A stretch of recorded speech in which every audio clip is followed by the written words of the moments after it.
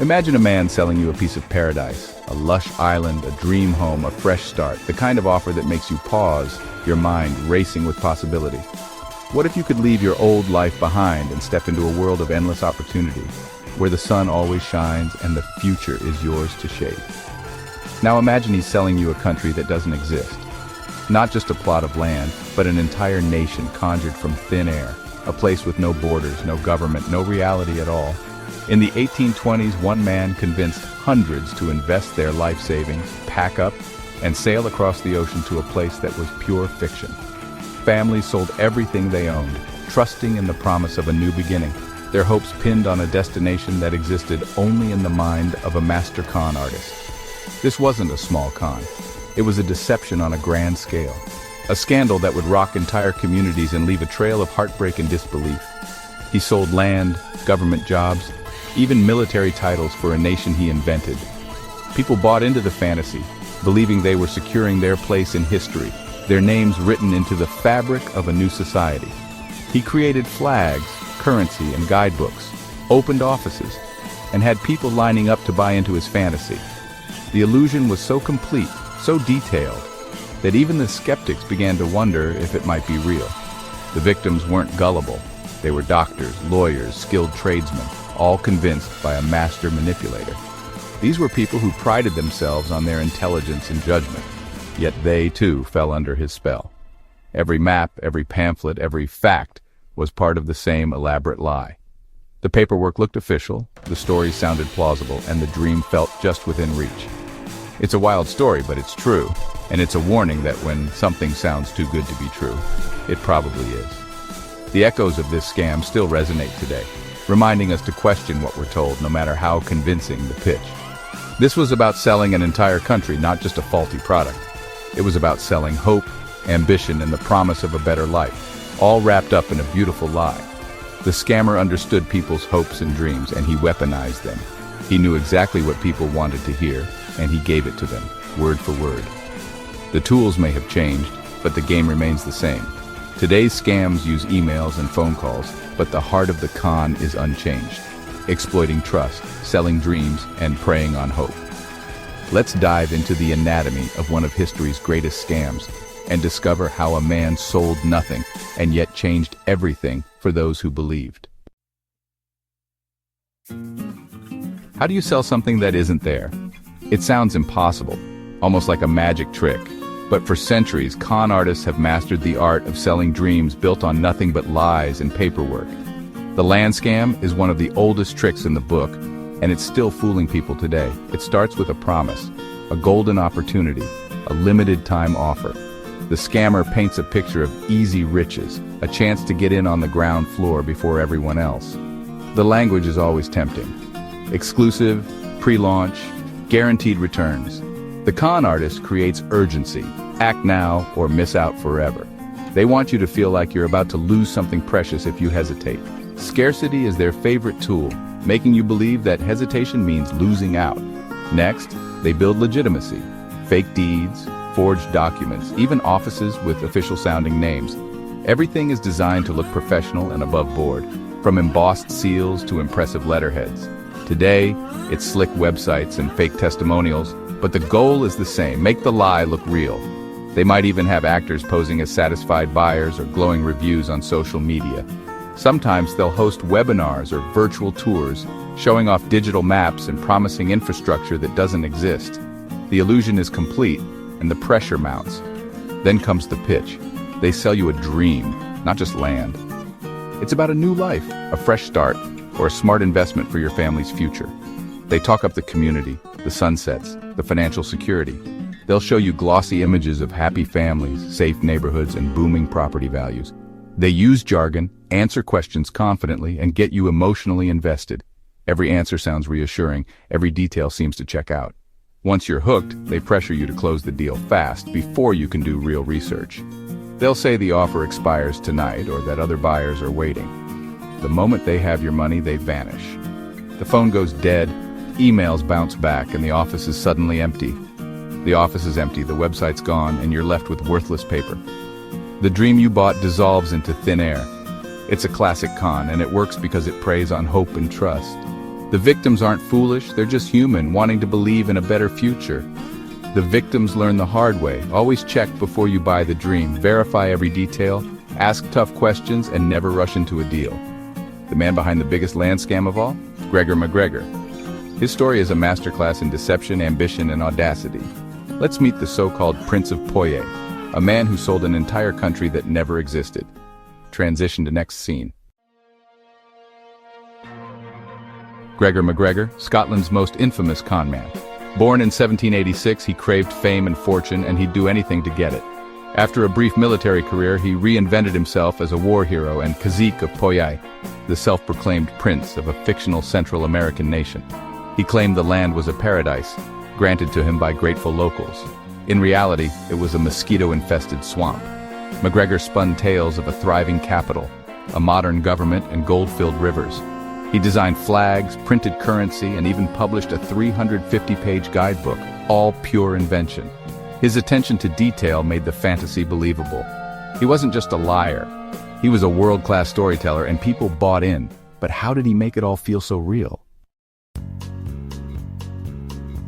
McGregor's genius was in making Poitiers feel real. He opened grand embassies in London and Edinburgh, complete with clerks and official-looking documents. He sold land grants and government bonds, even listing them on the London Stock Exchange. He launched a media blitz. Ads in newspapers, pamphlets, even songs about Poitiers. He mingled with high society, hosting dinners and charming investors face-to-face. The economic slump in Britain made his promises of prosperity even more tempting. His masterpiece? The Poitiesian Guidebook, packed with fake data, city plans, and banking details. For anyone doing research, it looked too thorough to be a lie. The illusion was complete. Poitiers seemed as real as any colony on the map. Hundreds were convinced. The next step, the journey to their new home, 10. McGregor promised more than wealth. He promised a better life. For farmers, he described land so fertile that crops grew effortlessly. For tradesmen, a booming city desperate for their skills. He handed out official titles. Shoemakers became royal cobblers. Bankers ran the National Bank. And the gold, he claimed rivers were so full of nuggets, locals used them as toys. The fantasy was irresistible. Instant riches, social status, and a peaceful, welcoming native population. He painted the Poitiers as civilized and friendly, eager to learn from Europeans. Every detail was designed to erase fear and spark hope. People sold everything for a ticket to paradise, but what awaited them was nothing like the dream. 10. In 1822, 2 ships set sail for Poitiers, carrying 250 hopeful settlers. Families who'd sold everything for a new start. They brought tools, fine clothes, and Poitiesian dollars, expecting a bustling city and a warm welcome. After 2 months at sea, they found only jungle. No port, no city, no people. The captains, following McGregor's maps, left them on a desolate shore. The settlers were stranded in a malarial swamp, unprepared for the harsh reality. Their guidebook was useless. There was no St. Joseph, no gold, no easy living. Disease and hunger swept through the camp. Malaria, yellow fever, and starvation claimed lives quickly. Of the 250 who arrived, 2/3 died in the jungle or on rescue ships. Survivors returned home sick and broken, their dreams destroyed. Meanwhile, McGregor was living in luxury, far from the disaster he'd created. The truth was about to catch up with him. Transition to next scene. News of the disaster broke when a passing ship rescued the dying colonists and brought them to safety. Survivors' stories hit the London papers. No city, no gold, just death and misery. The Poitiesian bonds crashed, investors lost everything, and the public was outraged. Authorities scrambled to stop more ships from sailing, saving hundreds from the same fate. McGregor's name became synonymous with fraud. The scale of the tragedy was staggering, a deadly lie exposed just in time. But McGregor wasn't done yet. With his scam exposed, McGregor fled to France, where he tried to run the same con again. French authorities caught on and put him on trial, but McGregor charmed the court and was acquitted. He returned to London, but, astonishingly, was never prosecuted. Some say powerful investors wanted the scandal buried. Others blame weak laws. Eventually, McGregor left Europe for Venezuela, where he reinvented himself as a war hero. He was granted citizenship, a general's rank, and a pension. He died in Caracas, celebrated as a hero, a final insult to his victims. The greatest con man of his age escaped justice, leaving ruin in his wake.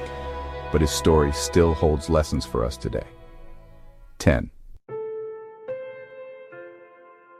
McGregor's scam is old, but the tricks are timeless. The story of Poyet may seem like a relic of the past, but the truth is, the same kinds of cons are alive and well today, just dressed up in new technology and slicker marketing. Today's scammers use websites, emails, and even social media ads to lure in victims. But the psychology is the same. They prey on hope, greed, and the dream of a better life. The tools have changed, but the goal remains, separating you from your money. Rule 1. Never buy land you haven't seen yourself. No matter how convincing the photos or how urgent the offer, nothing replaces seeing the property with your own eyes. Walk the land, check the surroundings, and make sure it's real. Photos and virtual tours can be faked. Go in person. Do your own research. Check property records, verify ownership, and confirm zoning. Don't just take the seller's word for it. Dig into public records and talk to local officials if you have to. Don't trust the seller's paperwork. Beware high-pressure tactics. If someone's rushing you, walk away. Scammers want you to act fast so you don't have time to think or investigate. Real deals don't expire overnight. Always get professional help. A real estate lawyer and an independent appraiser can spot red flags you might miss. Their expertise is worth every penny. These experts can save you from disaster and give you peace of mind that your investment is sound. Don't skip the boring steps. Reading the fine print, double-checking documents, and asking tough questions might feel tedious, but it's your best defense. A little skepticism can save your life savings. If something feels off, trust your gut and investigate further. It's better to lose out on a deal than to lose everything. Remember the settlers of Poyet. They bought a dream and got a nightmare. Their story is a warning. If it sounds too good to be true, it probably is. The world is full of opportunities, and there are real chances to build a better future. But you have to be careful. It's also full of people looking to take advantage. Stay sharp, do your homework, and never let excitement cloud your judgment. Don't let hope blind you to reality. Protect yourself, your family, and your future by staying informed and cautious. Thanks for watching. If you like stories about how things work and how they fall apart, subscribe for more. We break down the past to help you navigate the present. You never know what we'll dig into next. Stay curious and stay safe.